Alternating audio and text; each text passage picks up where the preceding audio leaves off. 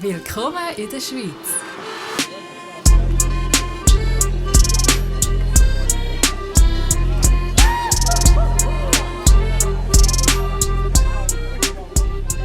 Hallo zusammen, ich begrüße euch zu einer neuen Folge von Willkommen in der Schweiz.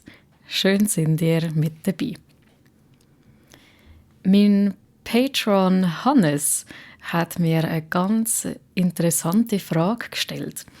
Und zwar hat er in der Zeitung etwas vom sogenannten Kantönli-Geist gelesen.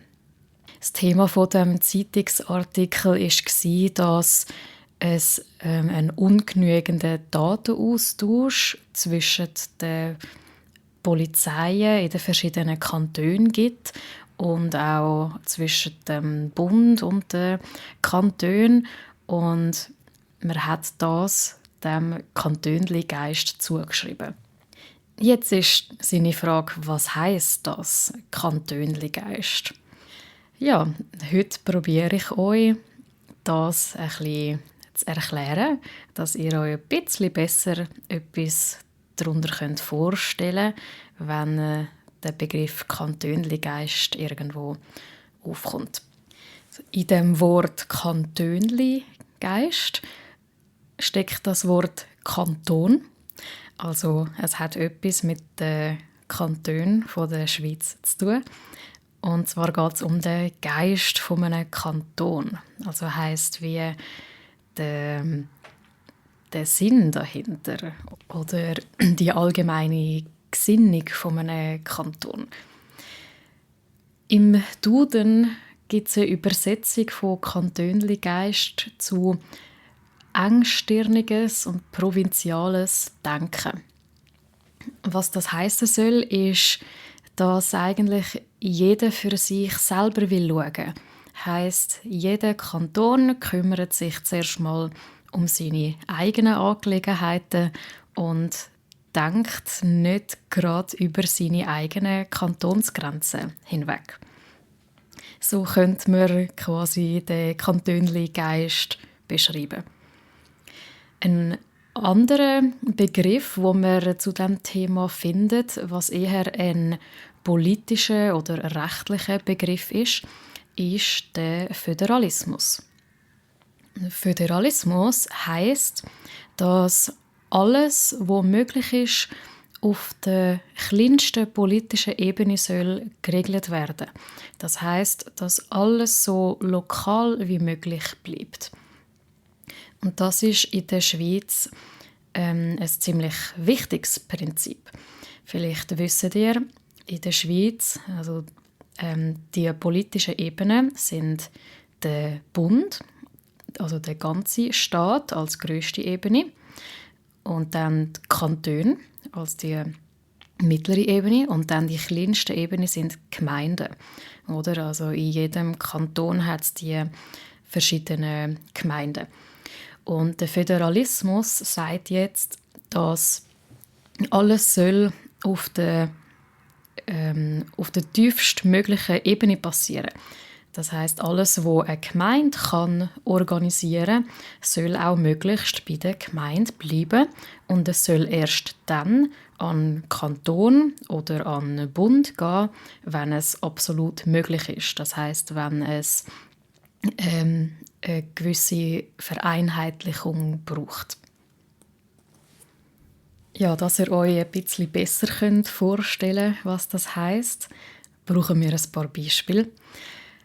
Zum Beispiel, wenn es um das Bauen von Infrastruktur geht. Zum Beispiel um das Bauen von Schulhäusern oder Strassen in den Gemeinden.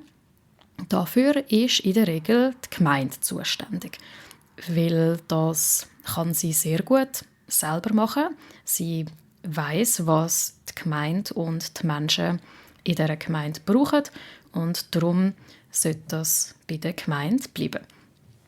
Und der Kanton kommt erst dann ins Spiel, wenn es etwas Übergreifenderes ist. Zum Beispiel, wenn es grössere Strassen sind, wo verschiedene Gemeinden verbindet. Heisst, wenn es eine Kantonsstrasse ist, dann kommt wie der Name sagt, der Kanton ins Spiel.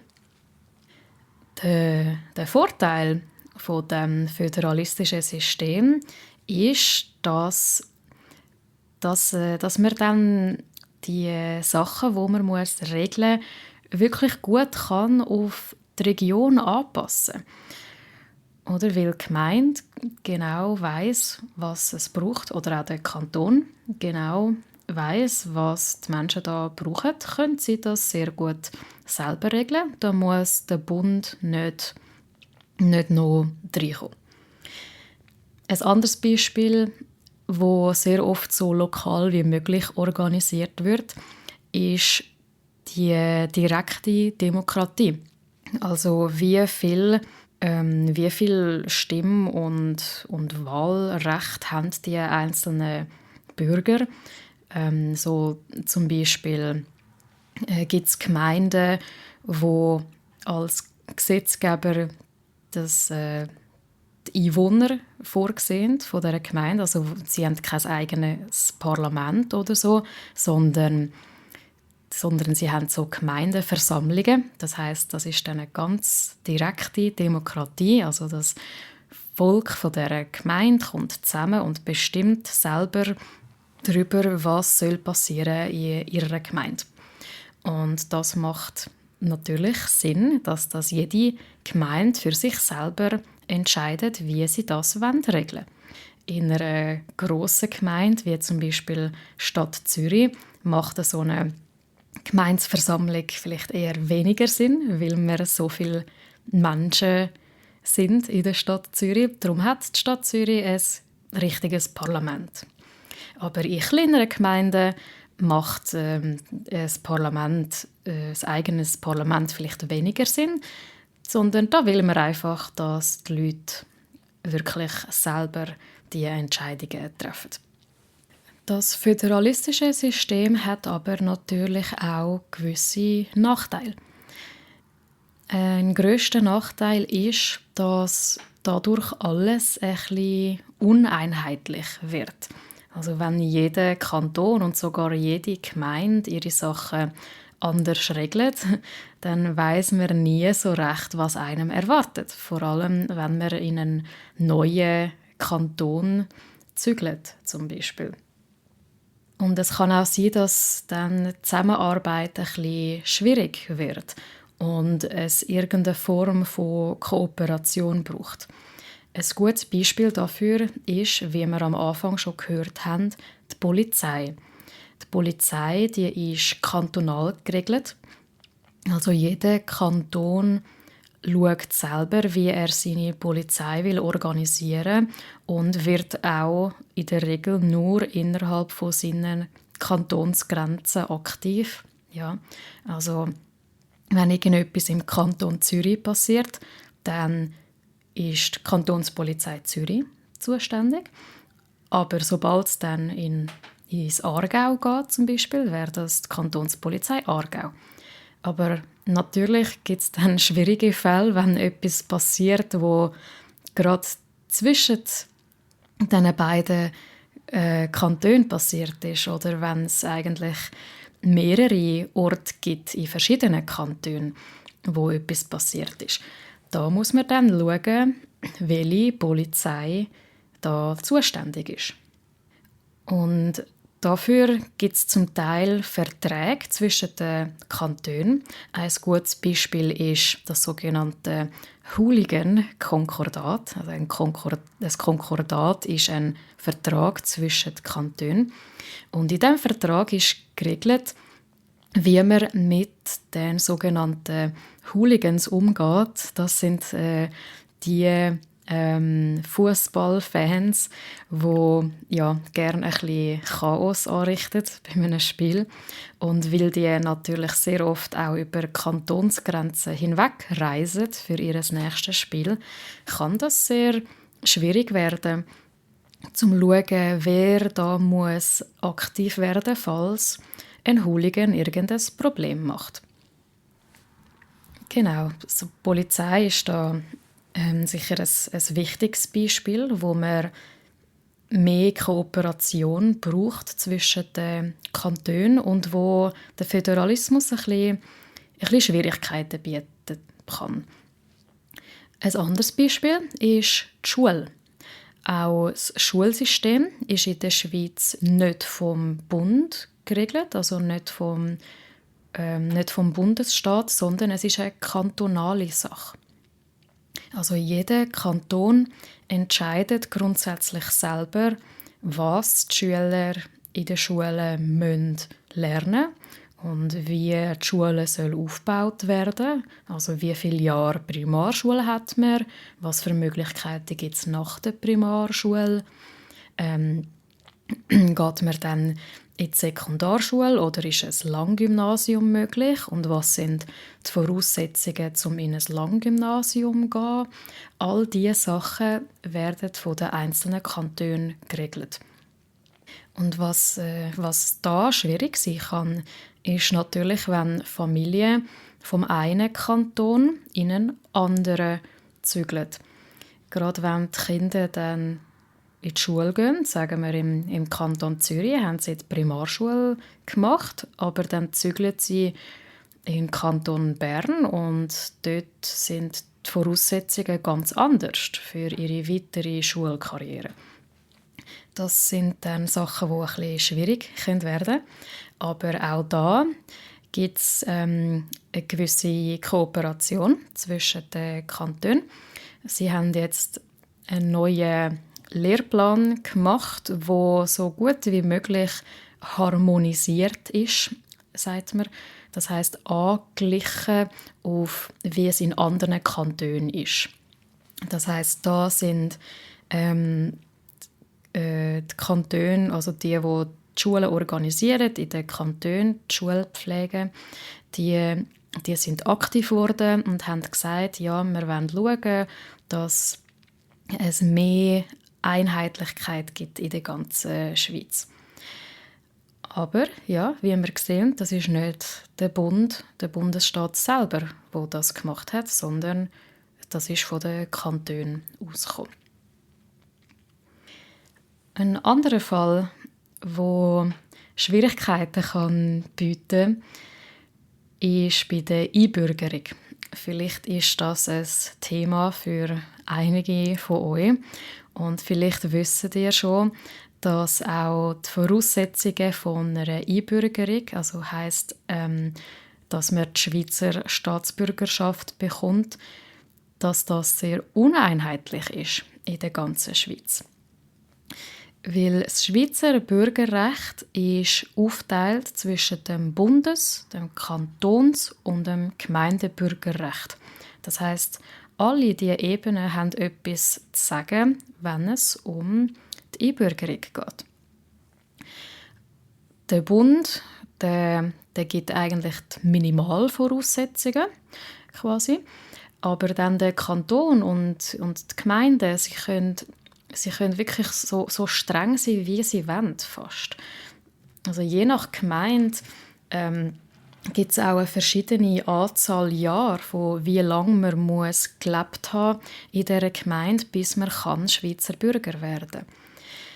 Das heisst, das kann ein bisschen unfair werden, wenn, sagen wir, ein Ausländer sich in einer Gemeinde im Kanton Zürich niederlässt und schon die Möglichkeit nach 10 Jahren hat für eine Einbürgerung. Aber wenn er jetzt in einer anderen Gemeinde gelebt hätte, hätte er die Möglichkeit, ich weiss nicht, erst nach 15 Jahren gehabt oder so. Ich weiss jetzt nicht, ob es wirklich eine Gemeinde gibt, die 15 Jahre als Voraussetzung hat, aber einfach als Beispiel, dass die Voraussetzungen wirklich ganz anders sein können und dass einige Gemeinden und Kantone strenger sind als andere. Heisst, falls ihr in die Schweiz kommt mit dem Ziel, euch einbürgern zu lassen, dann schaut unbedingt, in welcher Gemeinde es die besten Voraussetzungen dafür hat. Das wird sich sehr, sehr lohnen. Aber ganz allgemein muss man sagen, die Voraussetzungen sind streng in der Schweiz. Ja, es ist nicht einfach, ein Schweizer Bürger werden, vor allem weil man schon sehr lange muss dafür gelebt haben in der Schweiz. Ja, aber der Kantönli-Geist, der spielt nicht nur auf der rechtlichen oder politischen Ebene eine Rolle, sondern der Begriff Kantönli-Geist beinhaltet auch etwas Kulturelles. Ja, weil jeder Schweizer, oder ich sage mal viele Schweizer, die identifizieren sich ziemlich stark mit seinem Kanton. Und ich sage eher Kanton noch mehr als Gemeinde heutzutage, weil es ist auch üblich, dass man in verschiedenen Orten innerhalb von einem Kanton wohnt. Also früher hat man sich vielleicht noch stärker mit seiner lokalen Gemeinde identifiziert. Heute, denke ich, ist es mehr beim Kanton. Und der Grund, warum sich viele noch recht viel mit seinem Kanton identifizieren, ist zum einen wegen dem Dialekt natürlich. Ihr wisst, jede Region der Schweiz hat einen ganz eigenen Dialekt. Das ist praktisch eine eigene Sprache in jeder Region.